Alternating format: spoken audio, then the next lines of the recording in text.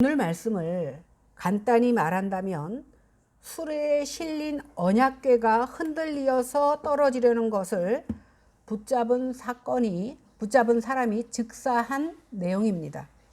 이 말씀을 이해하기 위해서는 먼저 하나님의 궤, 즉 언약궤가 무엇인지에 대해서 알아야 합니다. 그러면 언약궤가 무엇입니까? 하나님과 이스라엘 백성 사이에 피를 뿌려서 생명을 걸고 언약을 체결합니다. 하나님이 내 하나님이요 이스라엘은 내 백성됨을 증서로 받기 위해서 모세는 시내산으로 올라갑니다.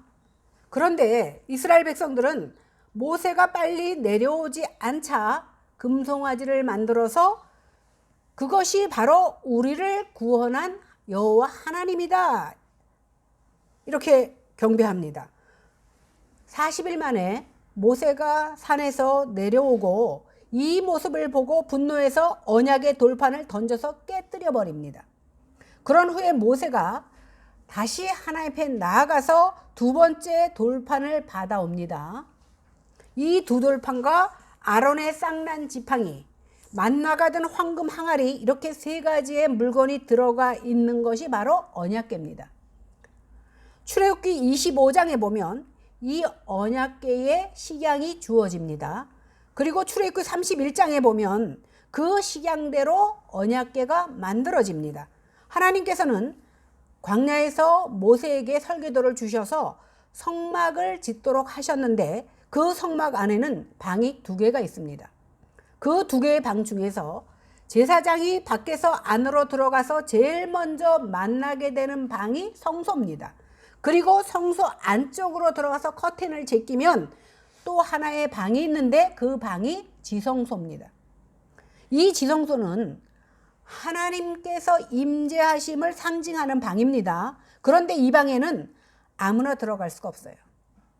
대제사장만 1년에 그것도 딱 한 번만 들어가서 7번 피를 뿌리는 그런 행사를 하게 됩니다. 그런데 이 방에는요, 하나님께서 왕으로 앉아 계신 것을 상징하기 위해서 양옆에서 천사가 날개를 펴고 서로 얼굴을 마주보고 서 있습니다. 그런데 하나님은 형상이 없으시기 때문에 앉으실 의자는 없습니다.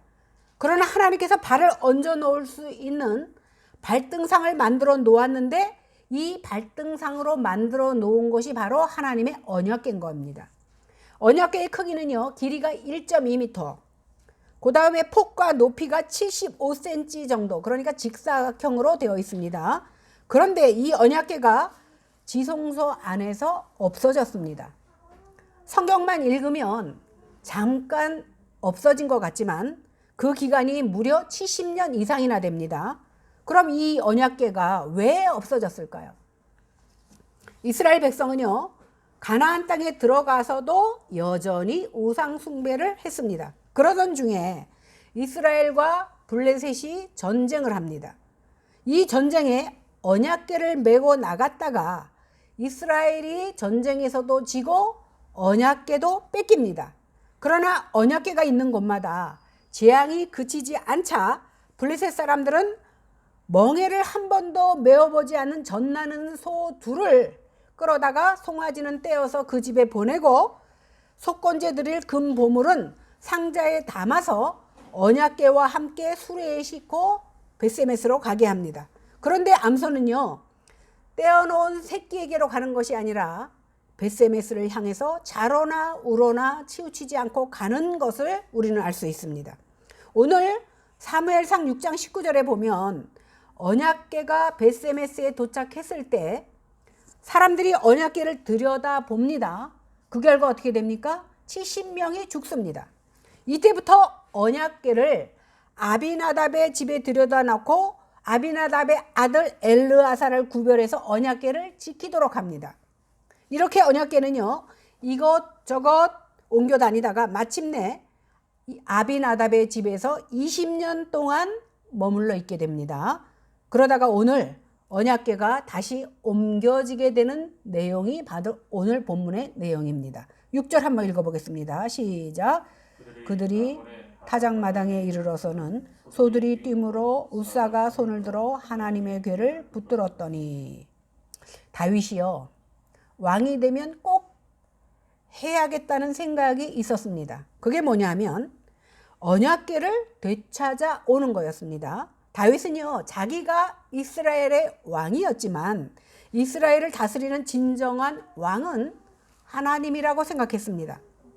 그렇기 때문에 하나님께서 함께 하심을 상징하는 그 언약궤를 그 나라의 수도인 다윗성으로 옮겨가려는 겁니다. 그래서 전국에서 아주 뛰어난 군사 3만 명을 다시 모아서 언약궤를 호위하여 가지고 오려고 하는 겁니다. 그들이 하나님의 궤를 새 수레에 싣고 산에 있는 아비나답의 집에서 나왔습니다. 그때 아비나답의 아들 우사와 아효가 그 새 수레를 몹니다. 아효가 궤 앞에 가고 다윗과 이스라엘 온 족속은 잣나무로 만든 여러 가지 악기와 수금과 비파와 소고와 양금과 재금으로 하나님 앞에서 연주하면서 따라갑니다. 언약궤가 머물러 있는 아비나답의 집에서 다윗성은 한 2km 정도 됩니다. 언약궤를 새로 만든 수레에 얹어놓고 이 수레를 소들이 끌고 가고 있는 거예요. 그런데 문제는 뭐냐면 다윗이 이 수레에다가 언약궤를 싣고 가는 것은 분명히 하나님의 법을 어긴다는 겁니다. 어느 정도 가다가 언약궤를 옮겨가는 사람들이 나곤이라는 사람의 타작마당에 이르게 되었습니다. 그런데 여기서 예상치 못한 일이 벌어집니다. 가을에 걷어들인 곡식을 그 껍데기를 골라내는 작업이 바로 타작이거든요. 우리나라에서는 이렇게 막 이렇게 쳐서 타작을 하는데 이스라엘에서는요, 어떻게 하냐면 먼저 그 바닥에다 깔아 놓습니다. 그리고 무거운 물건을 나무 판자에 올려놔서 그것을 막 이렇게 뭐라 그래, 왔다 갔다 굴려요. 그러면 무게 때문에 비벼지면서 껍질과 알맹이가 분리가 되는 겁니다. 그러다 보니까 타작마당에는 돌들이나 나무 판자들이 여기저기 널려 있을 수밖에 없습니다. 그래서 소들이 수레를 끌고 가다가 발이 이제 돌에 걸려서 넘어지게 생긴 겁니다. 소들이 끄는 그 수레가 균형을 잃게 되자 그 위에 실린 언약궤도 떨어질 뻔하게 된 겁니다. 소들이 끄는 수레가 균형을 잃고 떨어질 뻔하자 옆에서 따라가는 아비나답의 아들 우사가 재빠르게 그 언약궤를 붙잡습니다. 그런데 잠시 후에 재빠르게 언약궤를 붙잡은 우사가 갑자기 죽습니다. 이 사람이 언약궤를 잡은 것은 물론 순간적이지만 그의 중심에는 20년 동안이나 우리 집에 모셔놨던 그 언약궤에 대한 자부심도 있었고 자신이 언약궤를 지키겠다라는 그 마음이 있었던 겁니다. 하나님께서 이것을 심판하시는 내용입니다. 7절 한번 보겠습니다. 다 같이 크게 읽어보겠습니다. 시작. 여호와 하나님이 우사가 잘못함으로 말미암아 진노하사 그를 그곳에서 치시니 그가 거기 하나님의 궤 곁에서 죽으니라. 이 사람이 죽은 원인을 성경은 뭐라고 얘기합니까? 우사가 잘못해서 하나님이 죽이셨다 이렇게 말합니다. 그러면 우사가 뭘 잘못했습니까? 언약궤가 떨어지지 않도록 붙잡은 것이 잘못입니까? 우리 생각에는요, 오히려 잘한 일 같지 않습니까? 이것이 설사 잘못된 일이라 할지라도 그렇게 당장 죽여야 될 만큼 심각한 잘못이냐는 겁니다. 공평하시고 의로우신 하나님답지 않다는 생각을 하게 되는 거예요. 이것이 바로 우리의 생각입니다. 하나님의 결정이 너무 가혹한 것 같다는 생각이 듭니다. 그러나 하나님께서는 성경의 여러 부분에서 레위 자손 중 심지어 고핫 자손이라 할지라도 언약궤는 만지지 말라고 명령해 놓았습니다. 이 궤는요, 하나님의 임재의 상징물로 들여다보지도 말라고 말했던 겁니다. 이것이 하나님의 거룩함을 침해한 것이 되었기 때문에 하나님께서는 급속한 진노로 우사를 죽게 만든 겁니다. 8절 한번 읽어보겠습니다. 시작. 여호와께서 우사를 치심으로 다윗이 분하여 그것을 베레스 우사라 부르니 그 이름이 오늘까지 이르니라. 다윗 왕은요, 하나님께서 우사를 치심으로 갑자기 죽게 된 것을 보고 우사의 죽음에 대해서 분하게 생각합니다. 아니, 우사를 치셨는데 왜 다윗이 분해합니까? 사실 하나님은요, 우사와 함께 다윗의 행동을 치신 겁니다. 다윗이 지금 어떻게 행동했습니까? 왕이 되고 나서 언약궤를 다시 찾아오려고 한 것은 매우 잘한 일입니다. 그러나 3만 명의 군대를 호위하고 가서 멋지게 자기를 과시하고 있었습니다. 그뿐만 아니라 하나님의 명령과는 다르게 이방 족속의 방법대로 궤를 옮기고 있는 겁니다. 그래서 하나님께서 다윗의 불신앙을 치신 겁니다. 어떤 학자는요, 다윗이 분해하고 화를 낸 것에 대해서 이렇게 옹호합니다. 다윗은 하나님께 분노한 것이 아니라 그렇게 죽도록 만든 자기 자신에 대해서 분노한 것이다, 이렇게 말합니다. 그런데요, 8절을 원문대로 지역해 보면 그렇지 않다는 것을 우리는 금방 알 수가 있습니다. 8절을 지역해 보겠습니다. 그래서 다윗은 여호와께서 우사를 부숴버린 일에 대해서 화가 났다, 이렇게 강력하게 표현하고 있습니다. 다윗은 자신의 잘못 때문에 화가 난 것이 아닙니다. 우사가 죽을 만큼 심각한 잘못을 행한 미련함에 대해서 화가 난 것도 아닙니다. 다윗은 여호와께서 우사를 치신 일 때문에 화가 난 겁니다. 한마디로 다윗은 누구한테 화가 난 거예요? 하나님에 대해서 화가 난 겁니다. 다윗은 하나님이 이렇게 우사를 죽이신 일에 대해서 이해할 수가 없었어요. 우사는 그냥 놔두면 떨어질 수밖에 없는 언약궤를 붙잡았습니다. 정말 선하고 좋은 동기로 그렇게 한 걸 겁니다. 게다가 언약궤를 옮겨가려는 다윗도 정말 선하고 좋은 마음을 가지고 지금 옮기려고 하고 있는 겁니다. 하나님은요, 중심을 보시기 때문에 이 선한 의도를 분명히 아셨을 겁니다. 그런데도 우사를 그렇게 죽게 만들었기 때문에 오늘 다윗이 화가 났습니다.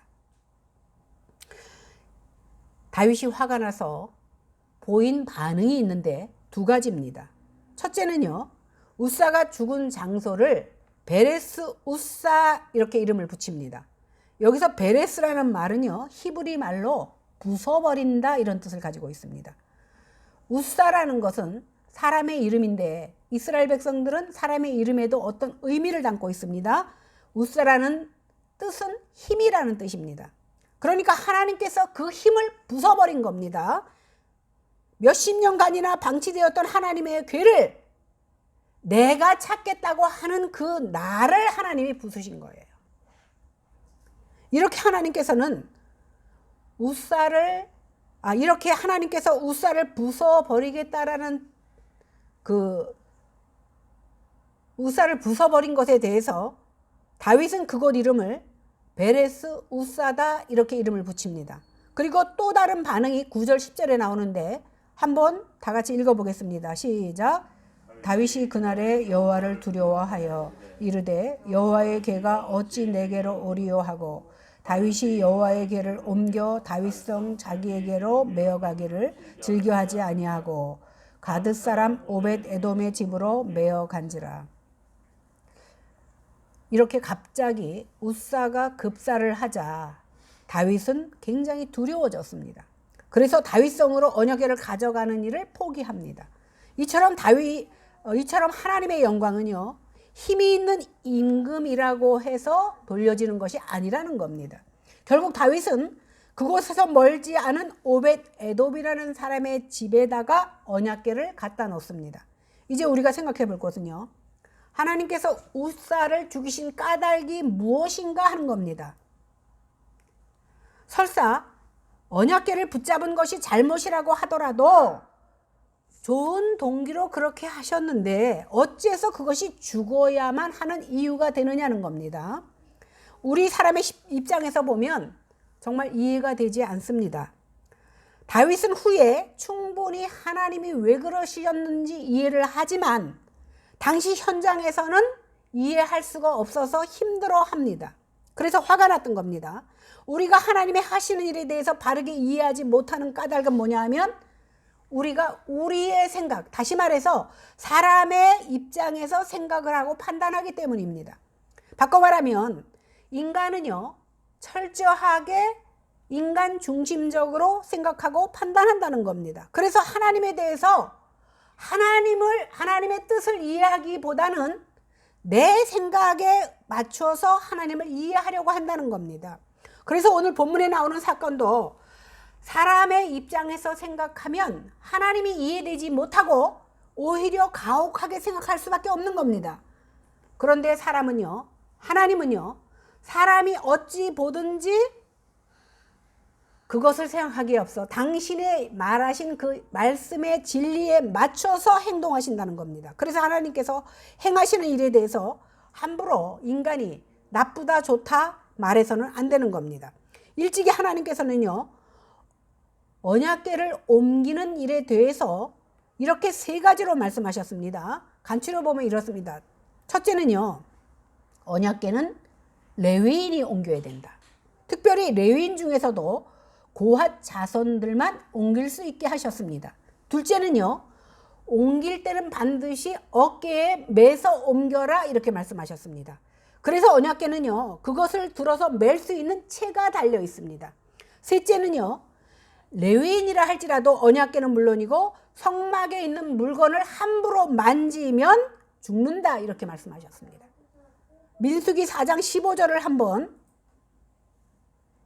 같이 읽어보겠습니다. 시작.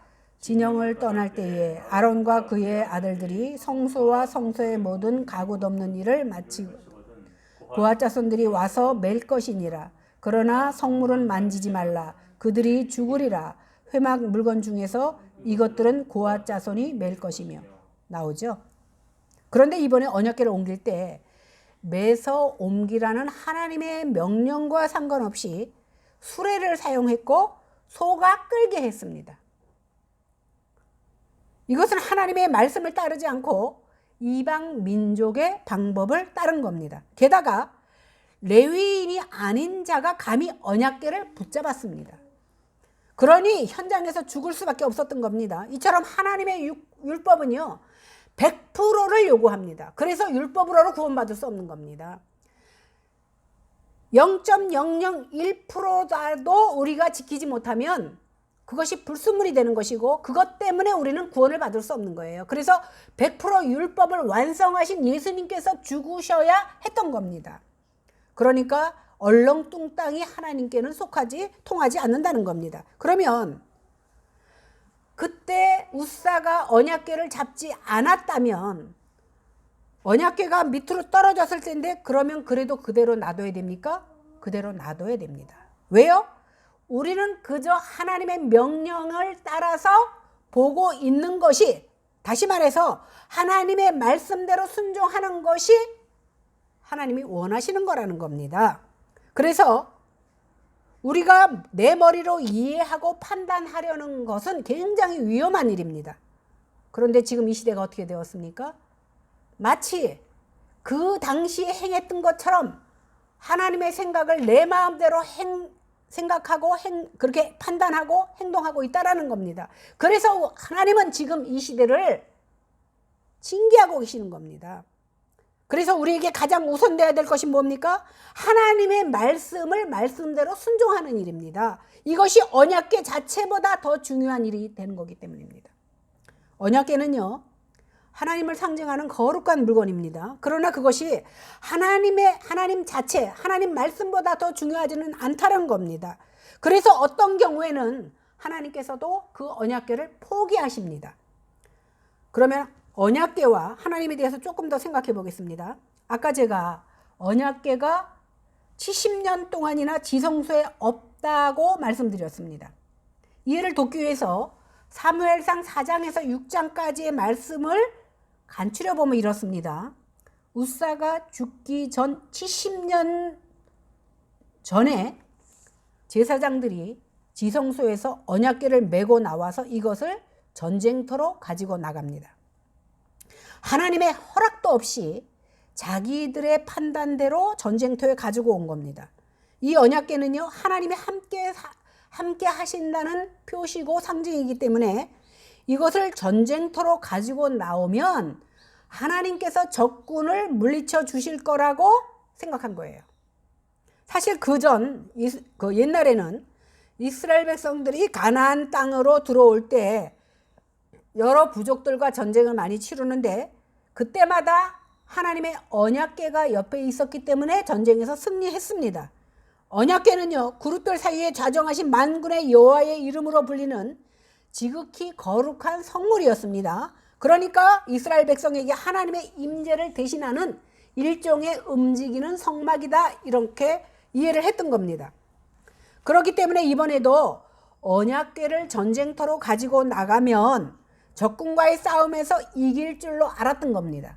그런데 적군에게 아주 처참하게 지고 맙니다. 처참하게 지는 것뿐만 아니라 이 언약궤마저 빼앗겨 버렸습니다. 이런 일이 벌어진 것은요, 하나님께서 언약궤를 가지고 있는 이스라엘 백성을 전혀 도와주지 않았다라는 결론입니다. 돕지 않으신 것은요, 이스라엘 백성이 하나님을 의지하지 않고 이 언약궤를 의지했기 때문에 하나님께서는 돕지 않은 겁니다. 그들은 언약궤를 마치 우상처럼 여긴 겁니다. 지금 많은 사람들이 예수 우상을 섬기는 것과 똑같습니다. 그래서 하나님은 이스라엘 백성을 위해서 아무런 도움도 주지 않으십니다. 자신의 상징이 되는 언약궤마저도 빼앗기도록 놔두신 겁니다. 그래서 언약궤는요, 적군의 손에 들어가고 그들은 빼앗은 언약궤를 자신들의 신을 모시는 신당에 갖다 놨습니다. 그러니까 다시 말해서 우리 신이 너네 신을 이겼다, 이렇게 생각한 겁니다. 그래서 자신의 신당에다가 하나님을 상징하는 언약궤를 갖다 놓았습니다. 그런데 무슨 일이 벌어집니까? 자신들의 신에게 이스라엘 신을 잡아다 바쳤는데 전리품 정도로 생각하고 갖다 놓은 그 신당에서 무슨 일이 벌어지냐 하면 그 다음날 굉장히 놀라운 일이 벌어집니다. 이스라엘을 이긴 나라의 신은 다곤 신인데 다곤 신당에 가보니까 이 다곤 신이 여호와 앞에 엎드려져서 땅에 널브러져 있는 겁니다. 깜짝 놀라서 제자리에 갖다 놓습니다. 그런데 그 다음날 들어가 보니까 어제와 같은 자세로 엎드러져 있는데 이번에는 모가지도 댕강, 손목도 댕강 잘라져 있는 상태로 문지방에 올려져 있습니다. 그리고 이때부터 블레셋 사람에게 독한 종기가 퍼지기 시작합니다. 그래서 마을을 옮겨 다니는 곳마다 종기가 나서 많은 사람들이 죽습니다. 이렇게 7달 동안 하나님께서는 블레셋의 도시들마다 쑥대밭으로 만들었습니다. 이처럼 하나님께서는 우상을 섬기는 블레셋 사람들에게 언약궤가 이스라엘의 하나님의 상징인 것을 확실하게 보여주고 있습니다. 그래서 언약궤가 가는 곳마다 하나님의 능력이 나타납니다. 그래서 결국 이들은 이 언약궤를 애물덩어리라고 생각하고 이스라엘로 되돌려 보내기로 마음에 작정합니다. 그래서 소 2마리가 끄는 새 수레에 언약궤를 실어서 보내는 겁니다.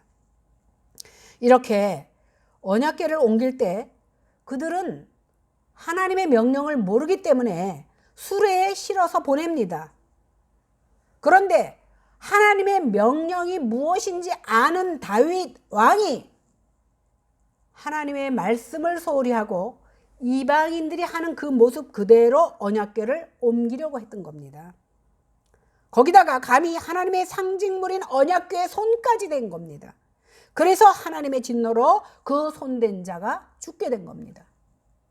하나님은요, 하나님 자신을 거룩하게 여기지 않으면 이렇게 징계하는 겁니다. 이제 블레셋에서 수레에 실려온 언약궤가 이스라엘의 경계에 도착했습니다. 그러면 이스라엘 사람들은 어떻게 해야 됩니까? 그 언약궤에게 경배를 드려야 합니다.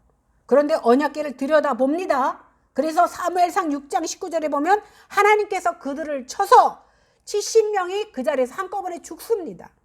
들여다봐도 죽어. 맨져서만 죽은 게 아니라 들여다본 사람도 70명이 죽습니다. 왜 그럽니까? 하나님의 거룩함을 범했기 때문입니다. 하나님의 거룩함을 존중한다는 것은요, 하나님께서 말씀하신 그대로 순종하는 것, 그것입니다. 이렇게 그 마을 사람들이 죽어나가자 두려운 마음에 그 언약궤를 산동네 있는 아비나답의 집에다 옮겨갑니다. 이 아비나답의 집에서 20년간 보관되고 있었습니다. 그런데 그의 아들인 우사가 오늘 하나님의 명령을 어기고 그분의 거룩함을 범했기 때문에 하나님께서는 그를 현장에서 죽이신 겁니다. 그러니까 이스라엘 백성은요, 언약궤가 다곤 신전에서 어떤 일이 벌어졌고 블레셋의 마을마다 가는 곳에 어떤 일이 벌어진 것을 다 익히 들어왔습니다. 그리고 이스라엘에 도착했을 때 들여다본 70명이 그 자리에서 죽은 것도 알았습니다. 그리고 먼저 하나님의 말씀이 어떻게 우리에게 주어진 줄도 알았습니다. 그럼에도 불구하고 우사는 자신이 하나님의 거룩한 상징에 손을 대었기 때문에 그는 현장에서 죽게 된 겁니다.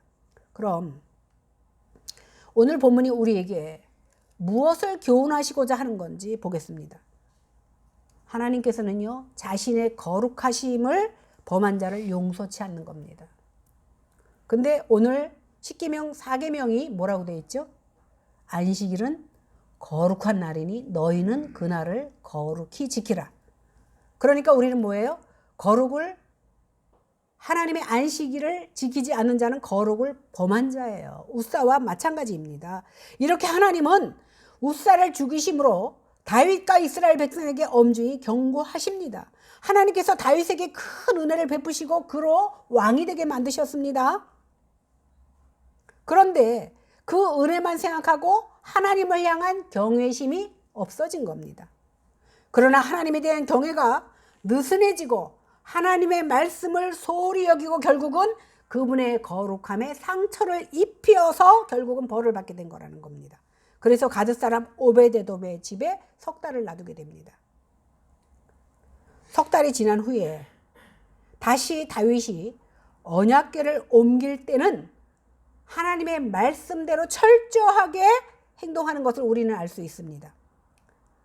이번 일 때문에 다윗과 이스라엘 백성들은 하나님의 말씀에 대해서 바르게 깊이 깨닫게 된 겁니다. 그 약속의 말씀대로 철저하게 지키면서 이렇게 말합니다. 역대상 15장 2절을 같이 읽어보겠습니다. 시작. 다윗이 이르되 레위 사람 외에는 하나님의 궤를 맬 수 없나니 이는 여호와께서 그들을 택하사 여호와의 궤를 메고 영원히 그를 섬기게 하셨음이니라. 12절 15절도 같이 읽겠습니다. 시작. 그들에게 이르시되 너희는 레위 사람의 지도자이니 너희와 너희 형제는 몸을 성결하게 하고 내가 마련한 곳으로 이스라엘의 하나님 여호와의 궤를 메어 올리라.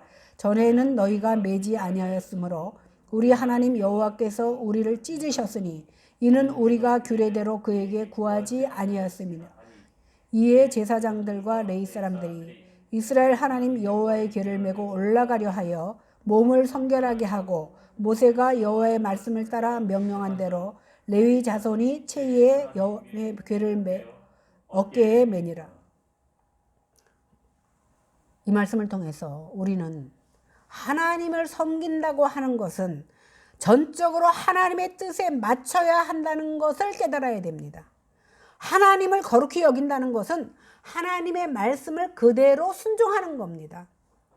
내 편에서 내 생각대로 생각하면 안 된다는 겁니다. 아무리 동기가 선하고 좋다 할지라도 일하는 과정이나 방법에 있어서 그분의 말씀을 따르지 않으면 하나님을 섬기는 것도 거룩히 여기는 것도 아니라는 겁니다.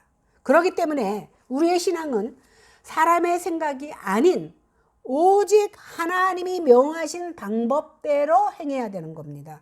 하나님께서 이 모든 것을 아신다고 대부분 우리 기도할 때 하나님이 아십니다. 뭘 아셔? 다 아시죠?